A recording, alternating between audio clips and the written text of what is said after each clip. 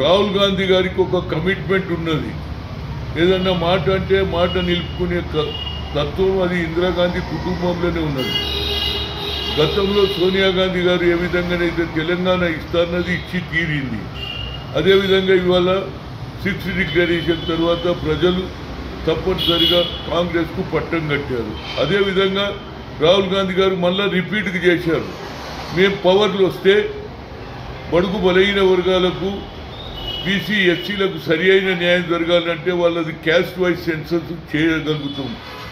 మా ప్రభుత్వంలో వచ్చిన వెంటనే చేస్తున్నారు.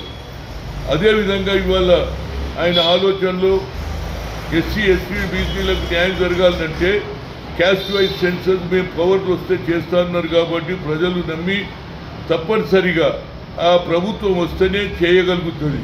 అదే నరేంద్ర మోడీకి 3 సార్లు ఓబీసీ ఎంపీస్ కన్వీనర్గా కలిసిన క్యాస్ట్ వైజ్ సెన్సస్ అడిగాం. మా జనాభా ప్రాతిపదికగా మినిస్ట్రీ చేయమన్నాం.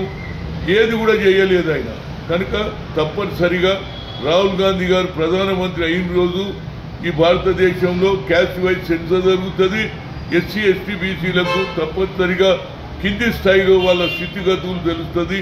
కనుక వచ్చే పార్లమెంట్ ఎన్నికల్లో రాహుల్ గాంధీని కాంగ్రెస్ పార్టీని గెలిపించగలిగితే, ఇండియా కూటమిని గెలిపించగలిగితే తప్పనిసరిగా బీసీ ఎస్సీ ఎస్టీలకు క్యాస్ట్ వైజ్ సెన్సస్ జరుగుతూనే మనకు ప్రమోషన్ కానీ మన జీవితంలో మార్పు వస్తుంది. కాబట్టి ప్రతి ఒక్కరు కూడా నమ్మి రాహుల్ గాంధీ గారి నాయకత్వాన్ని బలపరచాలి, ఇండియా కూటమిని బలపరచాలని కోరుతున్నా. తప్పనిసరిగా ఆయన వస్తేనే పేద ప్రజలకు న్యాయం జరుగుతుంది అనేది యాజ్ ఎ ఓబీసీ ఎంపీ మాజీ కన్వీనర్గా నేను ప్రజలకు రిక్వెస్ట్ చేస్తున్నా. తప్పనిసరిగా వచ్చే పార్లమెంట్ ఎన్నికల్లో ఇండియా కూటమిని రాహుల్ గాంధీని ప్రధానమంత్రి చేయాలని కోరుతున్నాను.